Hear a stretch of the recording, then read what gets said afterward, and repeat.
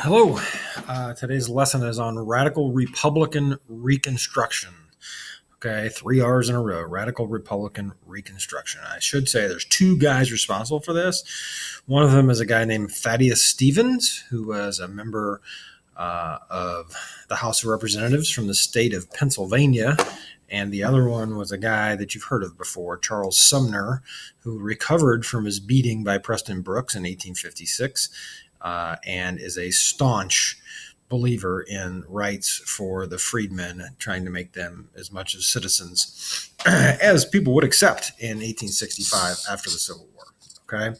All right. So our objective, well, we'll get to that in a second. So this quote is also at the beginning of your DDQ. And it says, "The slave went free, stood for a brief moment in the sun, then moved back towards slavery." Okay. And that's W.E.B. Du Bois, who's going to be one of the first leaders of the NAACP at the beginning of the 1900s. And he's referring to the 12 years between 1865 and 1877, where Reconstruction took place in the United States. So Reconstruction isn't rebuilding a building. Reconstruction is rebuilding our country. That means politically, socially, new laws. Like, what are we going to do? Like, how is this going to work? Okay, and that's what he's talking about. For those 12 years, basically, slaves, freedmen now, were free. And they were able to live life, not exactly how we live it today, but they were able to live life with way more freedom than they had before 1865, and definitely more freedom as well that they had after 1877, okay, during the 12 years of Reconstruction. So here's our objective: to show understanding of the social and political situation in America following the Civil War. Okay. In essence, you need to remember this. We had slavery for 300 years, and then all of a sudden, they're free. The slaves are free. There's 4 million freedmen.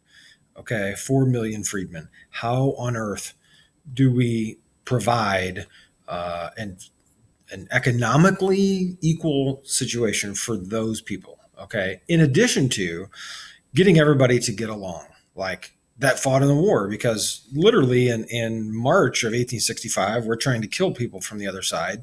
And then in July of 1865, we're all supposed to get along and everything's supposed to be fine. Well, you know as well as I do that that's not going to happen. Okay. So here is one of my stories that I heard and I've read on this. And this is from a colleague, not a colleague, but a friend of mine who used to be a teacher. He's retired, and he's done an extensive amount of research on this. So his story was about this guy who was a Union soldier, but he was in a prison. He had been captured, and he was in a prison in Alton, Illinois. Okay, and he, I would say, escaped, but at this point, like it was late in the war, there was hardly anybody there. So he could walk out of there, basically. There's so many people that they really weren't keeping track. So there was all kinds of diseases and everything else in the prison. And so he left. Okay. He left his house in southern Missouri and this is deep southern Missouri. Okay. I remember Missouri was a slave state. He left his house to fight for the Union, even though Missouri was a Confederate or a slaveholding state.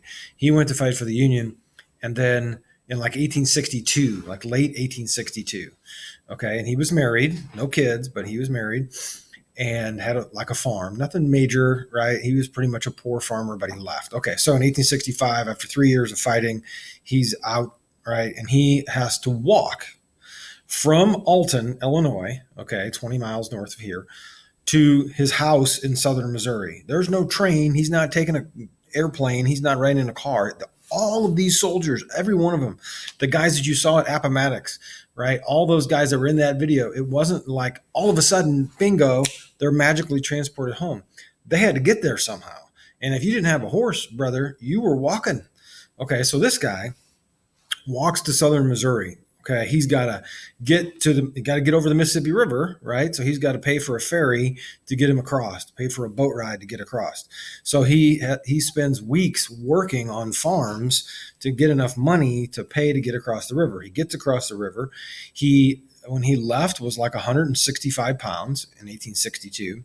At this point, he probably weighs about 100 pounds, maybe not even that much. Okay. He hasn't been home, hasn't seen his wife in 3 years. He's written letters. She knows he's alive, all right, the last that she knew, but she had hardly heard from him in the past year. So who knows? She had no idea what was going on. And she's by herself on that farm. So he finally makes it home. It takes him like 5 weeks to get from Alton, Illinois to southern Missouri. Okay, he walks up there. He gets up to his house, or what he thinks is his house, but there's shrubs and all this stuff, and things have grown all over the place, and it's a mess, right? So he walks up to the front door, knocks on the front door, hears nothing, no answer. Okay, he's got like a porch, right, in the front of the house. Knocks on it again. No, there's no answer, but then he hears something inside. So he knows that somebody's inside. So he starts calling out his wife's name. Okay. So this goes on for like 20 minutes or so, right? So after a certain amount of time, the door opens, but it's chained, right? So it's literally chained so you can't get in it. And a shotgun comes out the top. The barrel of the shotgun comes out the top of the door, like the crack in the door, and pow, fires. And this guy starts freaking out, right? And he doesn't know who's in the house. So he's yelling and screaming and everything else. And he starts telling his wife, hey, this is our wedding date, right? He's going through all this different stuff. It takes him a few hours to convince her that this is really him. Okay. So finally, right, she's convinced, right, that this could be her husband. So she opens the door. She looks at him. She doesn't even recognize him. Okay. She doesn't recognize him. His hair is so long. His beard is so long. His clothes she doesn't recognize.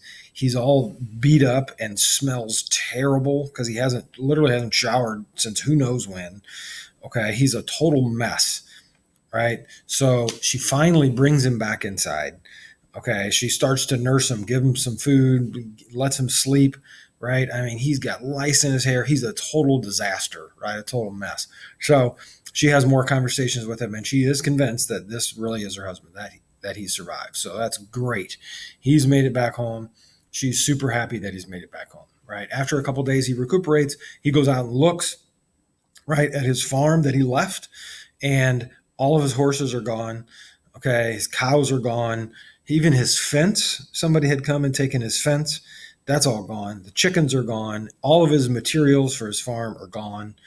Okay. So he starts to ask his wife, like, where is this stuff? And she said, well, so-and-so a couple miles away.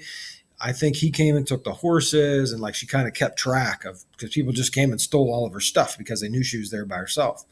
Okay. And then as more time goes on, right, like maybe 2-3 weeks, we're getting into months now. And so she tells him everything that happened while he was gone. Well, when some of those people came to take the horses or the fence or the chickens or whatever they stole, some of the guys that stole stuff stole more than just the chickens and the cows. They stole more from the wife, if you know what I'm saying.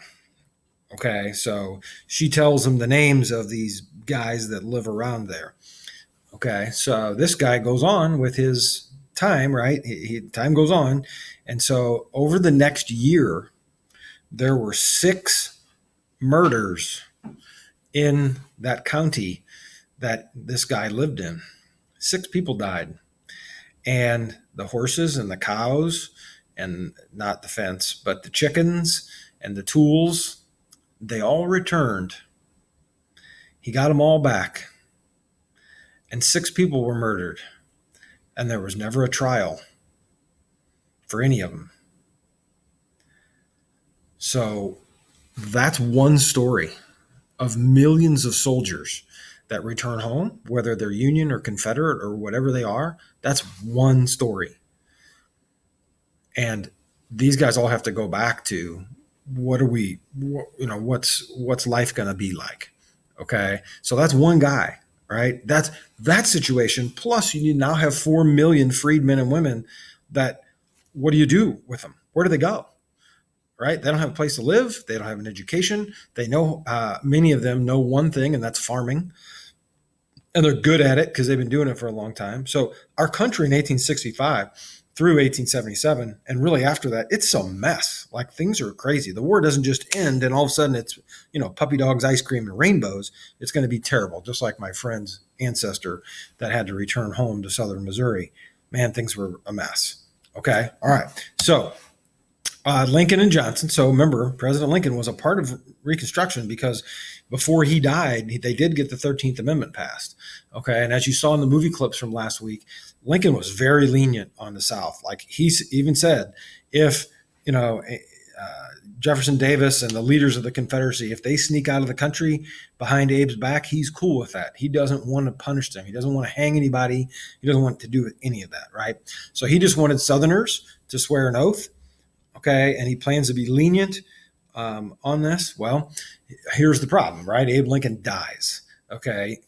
Spoiler alert. So after Lincoln dies, Andrew Johnson, who's a Democrat, he's not even a Republican, he's a Democrat from Tennessee. Okay.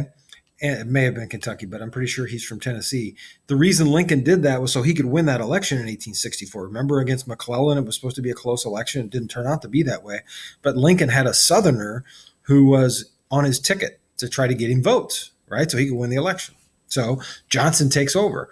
Well, the radical Republicans, that's RR, they hate Andrew Johnson, the new president. They can't stand him. They think he's an idiot, and they think that he is not going to help with Reconstruction. He's going to make it too easy on the Southerners, right? And he had no cred, right? Like these guys aren't going to believe him.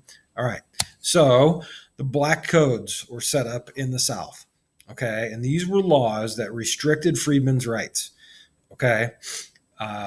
For example, some of them were called sundown towns, where you weren't allowed to be out after sunset if you're African American. Some of those sundown towns went on way after Reconstruction, like into the 1950s. If you've ever seen the movie The Green Book, it's illustrated really well in that movie. Okay, it's a great movie, by the way. So does this sound like freedom? Right? Black people aren't allowed to be outside after sunset. Okay. The second one is if you're not working, hard enough at your job, you can be whipped, you can be fined, or you can be sold for 1 year of labor, and you get nothing. That's your punishment. So that sounds a lot like slavery. Okay. You also sign an agreement in January to work all year. If you quit or you lose your job for some reason, then you lose all the money that you're supposed to get paid at the end of the year. Okay. The other thing you have to remember here is that the slaves making those agreements never went to school. So how on earth are they supposed to understand the contract that they're signing? Okay. The black codes are the influential white Southerners that are taking advantage of this situation because they've always had slavery and they've made a lot of money from it, and they're trying to keep that. Okay. So that's what these things are, right? So these are, like I said before, they're basically to allow white Southerners to keep slaves under their control. Okay. Except they're not slaves anymore. They're freed men and women. Okay. All right. So the radicals in Congress take over. The radical and the moderate Republicans oppose Johnson. Remember, I told you they hated him and his Reconstruction plan. They want civil rights guaranteed to all freedmen. Okay. And again, I told you guys in class, I think you guys all heard this the other day. The movie Lincoln is about Lincoln pushing to get the 13th Amendment passed. The 13th Amendment freed African Americans. Okay. That took the Emancipation Proclamation and made it a law. It said it's a part of the Constitution and slavery is abolished forever. Okay. So that's what the radicals want. In that movie, that Lincoln movie, I mean, Northerners were so opposed. Some of them were so opposed to this, and Lincoln was able to persuade them that we had to do this. Okay. In that movie, they discuss the right for African Americans to vote, which they see as this great, like absolutely crazy. Remember when we did the Declaration of Sentiments with the women, how crazy it was, the idea for the women to vote? This is the same way. Okay. But multiplied. Okay. So these people want nothing to do with rights for the freedmen. Okay. Even in the North, this isn't just the South, this is the North. So the radicals, these guys, Thaddeus Stevens and Charles Sumner, they want freedom for these people.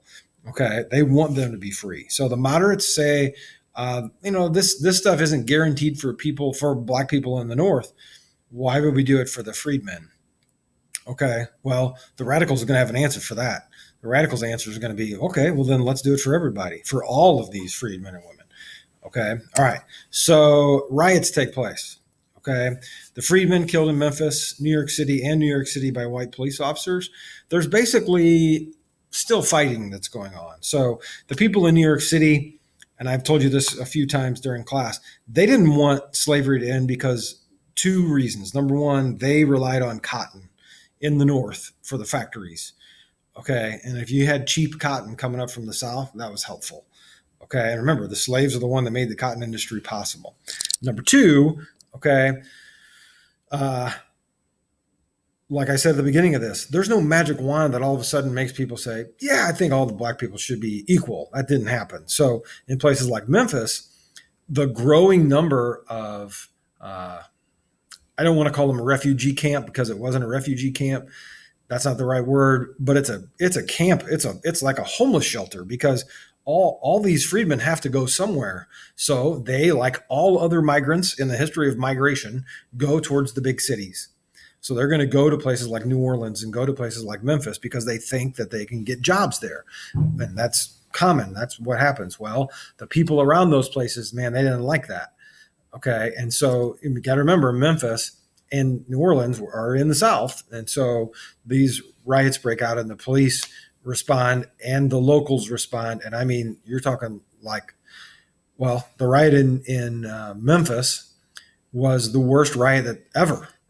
Okay, as far as like destruction and death, it was unreal, right? So the North was angry, okay, about this because in these pockets, right, in northern cities, this was happening. This wasn't every white Northerner, okay?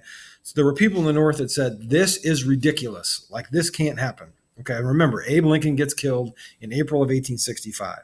The next April, okay, there's an election. Actually, the next November, there's an election. And that in that election, the Northerners voted Republicans in crazy numbers. They gave the Republicans what you would call a mandate and says, look, fix this problem. We have voted so many of you into office. They had a sympathetic president, not a Republican one, but at least a sympathetic one to their cause. They controlled the Senate and they controlled the Congress, and the House of Representatives. And they controlled it with a supermajority. So they could pretty much do whatever they wanted. Okay. All right. Now, here's a map of it. The red is the Republicans. Okay. This is Congress. And then the Democrats are blue. Holy smokes. Okay. The Republicans have total control. You can see from this map. This is from 1866. Okay. In 1868, it changes a little bit. You add some more southern states as well. But man, the Republicans still dominate. Okay, so the Republicans are going to be in control of this, and they're going to seize that control. They're going to use that mandate, okay, to pass the 14th Amendment. Okay, this is in a direct response to those black codes. And it says no citizen can be denied due process by state or federal governments. Okay, everybody gets due process. So Dred Scott, like that's gone. You can't do that anymore. All citizens get equal protection under the law. This is still, obviously, still an amendment. Okay. Today, it's used a lot. People go back and say, hey, I didn't get equal protection. It doesn't matter what color you are. And you can use it. It doesn't matter gender. It doesn't matter any of that. You can go back and say, hey, equal protection under the law in the 14th Amendment is something for all Americans. So they did this for the freedmen and women, but today it really applies and is used. It's always applied, but it's used more. It's used for everybody now instead of just for the freedmen. So this amendment doesn't happen without that election in 1866, right? Again, this is how important elections are. This is why you got to vote. That wasn't a presidential election in 1866. This was not a presidential election. This is a congressional election, okay? And those results clearly tell the Republicans, fix it, okay? In 1868, it is a presidential election. There's more states in the union, and it also tells the Republicans, fix it. Okay, now you've heard the word mandate thrown around a little bit in our current election in 2020. It's not a mandate. It's not the same. If it was a mandate, we'd have had a Democratic president, an overwhelmingly Democratic Senate, and an overwhelmingly Democratic House of Representatives. We don't have that. Okay, so it's not if they want to call it a mandate, I guess they can, but they can call it whatever they want. It's not the same, okay, as what happened in 1866. So this 14th Amendment passes in June of 1866, okay? So this is a clear result. of people's anger about this. So the Reconstruction Act, remember the Republicans have control. So they pass an act in 1867 called the Reconstruction Act, and it sets up 5 military districts in the South. The military, the U.S. military, will be sent to the southern part of the United States to literally walk the streets. So it would be like walking around downtown Belleville, and there's an armed soldier walking around to make sure that people are not harassed, to make sure that people can, get into restaurants and they can get whatever. Okay. The new elections, they have to have, all these southern states have to have new elections for new state constitutions that outlaw slavery. Okay, and guarantee all male suffrage in those state constitutions. Okay, and the states must ratify the 14th Amendment. Okay, so these are all things the South doesn't want to do. Okay, but the Reconstruction Act, because of their majority in Congress, because the people voted for that, make them do these things. Okay, all right. So here's your guys I told you about earlier: Charles Sumner, Thaddeus Stevens. Okay, they both hated Johnson. They wanted him out. Okay, they say he had no mandate to govern. Nobody elected Andrew Johnson. That's true. Okay, they didn't. People elected Abe Lincoln in 1864. Okay, Abe Lincoln probably could have had Joe Blow from Kokomo, Maine, be his vice president, and it wouldn't have mattered. He'd have won. Okay, because his honesty and his humility had won so many people over by 1866. So Sumner and Stevens kind of get a little too big for their britches here, and they get a little too greedy, okay? And they passed something called the Tenure of Office Act, okay? So Johnson knew they hated him. Johnson hated them.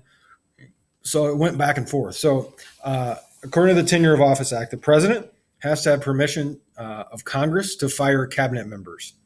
Okay, well, Edwin Stanton was a guy that was around for Abraham Lincoln. In fact, he was the guy that sat right next to Lincoln when Lincoln died and then made the announcement to the public that Lincoln was dead. Johnson didn't like him, okay, because Stanton was a staunch Lincoln guy. He wasn't always a staunch Lincoln guy, but he became one, okay, over the course of Lincoln's administration. So Johnson fires Edwin Stanton without congressional approval, clearly breaking the first rule that you see up there, that the president has to have permission of Congress to fire cabinet members. Johnson says, to heck with you. You can't enforce this law, okay, so he's out. Congress impeaches Johnson. Okay, so he gets impeached. He's one of 3 presidents now to be impeached. Okay, it has been Andrew Johnson, and then we didn't have anybody else get impeached until Bill Clinton in the 90s, and then President Trump got impeached as well. Okay, and well, they're always political, right? It's always one party going after the other president, the other party's president, and trying to get him out of office. Okay, in all 3 cases where a president's been impeached, they have not been removed from office. Just because you're impeached, that basically means this: you're bad. You did something bad, right? That's really what it means. And then if they think it was bad enough, then you're guilty of it, then you get kicked out. Okay, so Johnson was found not guilty of this, even though he was really guilty, but it was a trap. Like, they did it to him on purpose. They wanted him to be out, and so they're trying to set that trap. Okay, so tenant farmers, right? A tenant farmer is a freedman. Remember, I told you that the freed slaves were really good at farming, and duh, because they're the ones that have been doing it for so long. So the tenant farmers were freedmen that rented land from plantation owners. So somebody, the former slave owners owned all this land, and they would rent the land to the freedmen. All the harvest money belonged to them, so that was good. This is a better situation, okay? But they had to rent the land, so you might make, I don't know, $10,000 on your harvest. That's great. But your rent is $9,880. Well, that's not going to do you any good, right? So you do all that work and you get all the harvest money, but you also had to pay the rent. Okay. So what that does is that guarantees the landowner a certain amount of money. It doesn't matter about the harvest anymore. Okay. But the landowner's guaranteed money. And remember, the landowner's in charge, right? So if your rent was $3,000 a year and you made $10,000, well, then the next year, the landowner could say, all right, your rent's $9,000 this year. And then you have to pay it. Okay, so usually what ends up happening, though, is the tenant farmers become in debt to the property owner. Okay, so they're in debt to the property owner, which means you can't really leave. So that's kind of like slavery a little bit. All right, so the other one is sharecropping. They farmed the planter land, so the plantation owner's land, and they got a share of the crop at harvest. Okay. They also were often charged rent for equipment and for housing. Okay. And they would go into debt, and just like tenant farming. Okay. The only difference is tenant farming, you get all the money for the harvest, but your rent could change. That's a better situation. This is a really bad situation. And sharecropping for whoever it is, and it was like 99%. I don't know that as a fact, but it was a great majority Black people that were sharecroppers. Well, they got screwed. So they weren't going to make the money. They weren't going to make any money to get out of it, right? The best way to freedom is economic opportunity. And this is not a good economic opportunity, right? I mean, imagine a situation in the South where they would have built factories all over the southern part of the United States, and the freedmen got to go work in those factories and make a living wage. Okay, that would have fixed a lot of problems, but that didn't happen. This is what happened, sharecropping. Okay, the 15th Amendment passes. No citizen can be denied the right to vote on account of race, a previous condition of servitude. Okay, this passed in 1869, which you see right there, but this is 1870 when it takes effect. So Black men went to vote. Okay, so let's back up a second to the Seneca Falls Convention with Lucretia, remember her, and Lucretia Mott and Elizabeth Cady Stanton. They weren't sure if they should ask for women's suffrage. Well, here you are 22 years later, and the freed slaves, the Black men, the freed slaves get to vote. And those women like Lucretia and Elizabeth Cady Stanton, they can't vote. Okay. So if you were, if you read Frederick Douglass, Mrs. Auld, right, who was mean to Frederick Douglass when he was a kid, if she's still alive in 1870, she can't vote, but the slaves on her plantation can, right? So the Southerners, man, they're not going to like that. Okay. And their response to that is, hey, we're going to put some rules into place to keep these guys from voting. And they're going to do that after this Reconstruction era ends. They're going to do that from 1877 until Martin Luther King in the 1950s, the Civil Rights Act in 1864, and the Voting Rights Act. We have to have a Voting Rights Act in 1865, even though the 15th Amendment guaranteed people the right to vote. Okay. I told you I was going to get angry when we did this. Okay, so there was good progress for African Americans. It goes back to that Du Bois quote, right, where they came out for a moment in the sun and then it all went away. So two Black senators were elected. There wasn't another Black senator elected until 1967. Okay, there were 13 members of the House of Representatives, and they continue to be represented in the House even after 1877. Hundreds of thousands went to school for the first time. Hundreds of thousands. That's great. That's good progress. However, there were 4 million freedmen. What if that said 4 million freedmen went to school for the first time? But it doesn't. Hundreds of thousands. It's a step in the right direction. Okay. And all you guys have probably heard of HBCUs. Okay. Historically Black colleges and universities. They were founded during this time frame. They started to be, and then other ones were founded later. So my question at the bottom is a theoretical question for you to think about.